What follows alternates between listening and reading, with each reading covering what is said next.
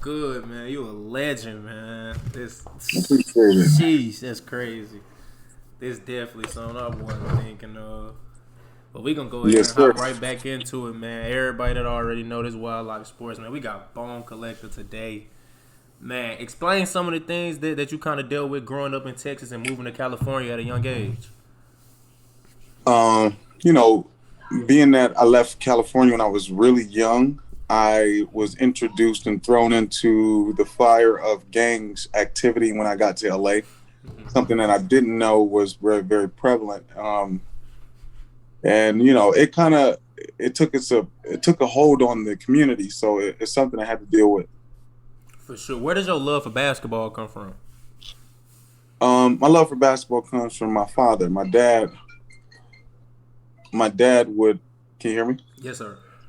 Yes, my dad would take me out to the park since I was 5. He took me out and taught me the game first, and then he played me so relentlessly. By the time I was 13, I was ready to play against adults.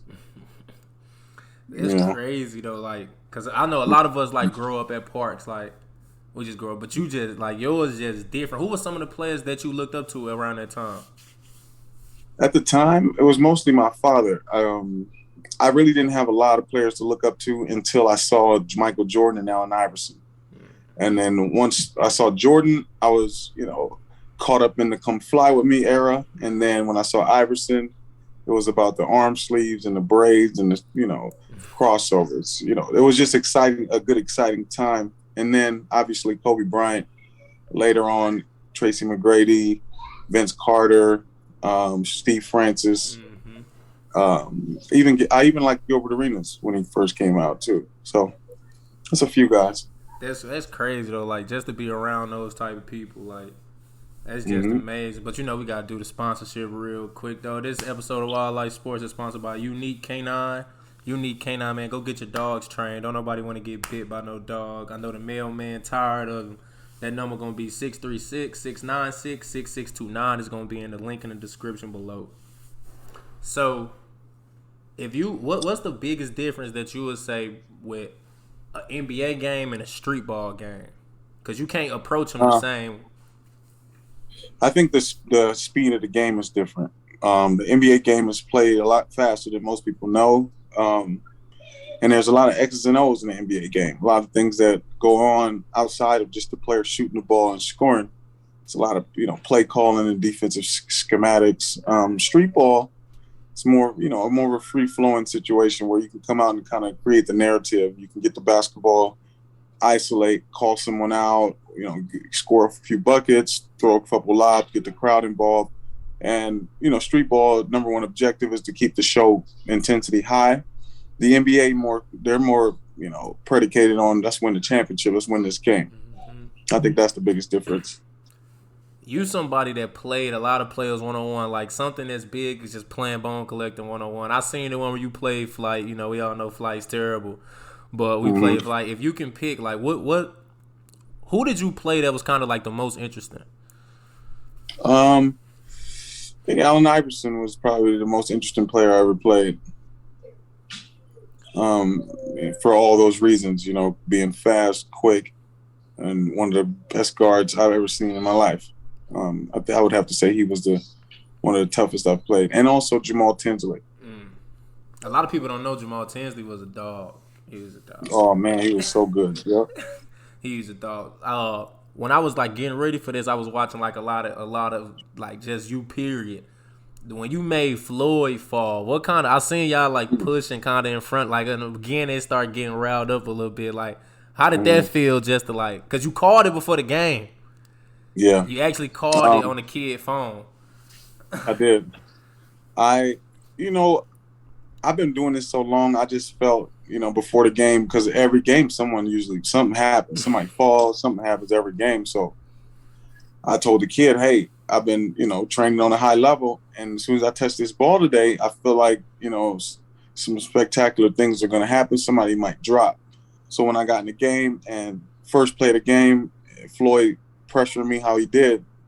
And I think the most memorable moment for me was to see him falling, sliding backwards, and then when I shot the ball, he looked up at the shot go Yeah, I in. called that. I'm gonna put that video right here while we talking about that too. It's gonna be edited in. So yeah, so watching him look up at the shot go in, I think it gave me almost a sense of unending ownership of the name Bone Collector. Mm-hmm.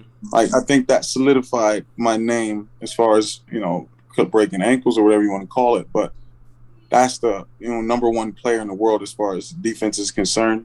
And he didn't have enough to combat what I was putting out there.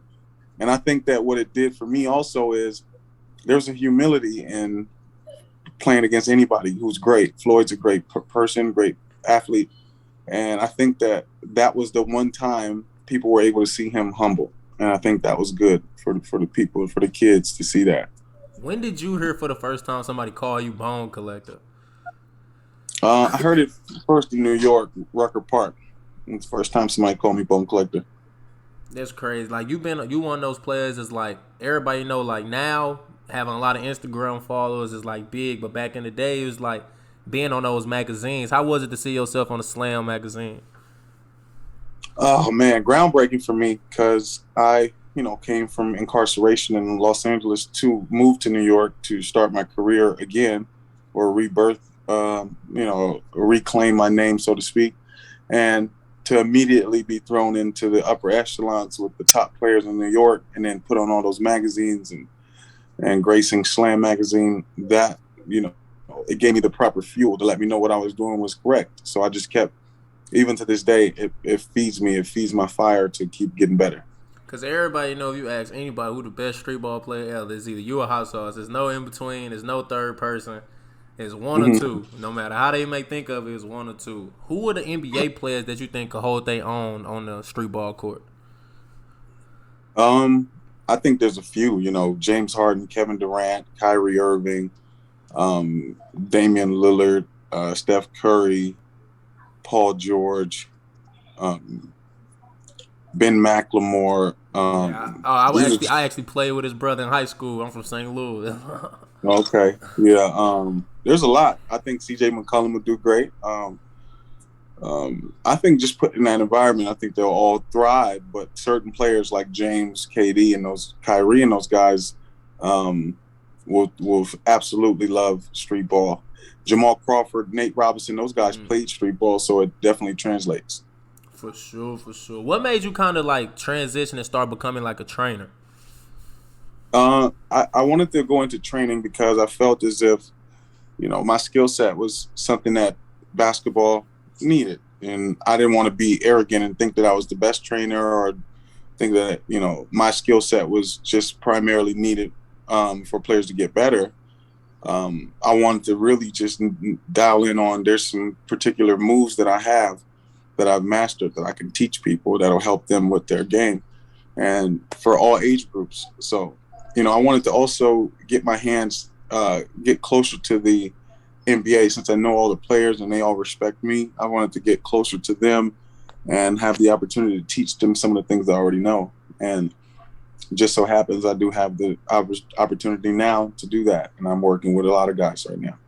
Yeah, that's great, because I've seen like the little videos you train to James Harden, I've seen videos you train like other players. Who's the most interesting player with the most interesting skill set that you've trained? I would have to say probably James. He could do so everything. Far. James Harden so far. And I just finished working with Ben McLemore, and keep an eye on him because he got a tremendous upside. He's been showing me some excellent things in his training sessions. Yeah, because I could just tell, just being from like around the same area as him when we was younger, just he was different. Like Ben was different early, but he was more of a high flyer back then. He was just different for sure. But I appreciate you letting me interview you for sure. My last question, I got this from All the Smoke. A guest that you can recommend that you will help me get. Say it again. I said I got this from All the Smoke. A guest that you could recommend that you will want to see that you could help me get. Oh, a guest. I think a cool guest would be Sham God or Skip to My Lou. Would be a good cool guest for you. We definitely got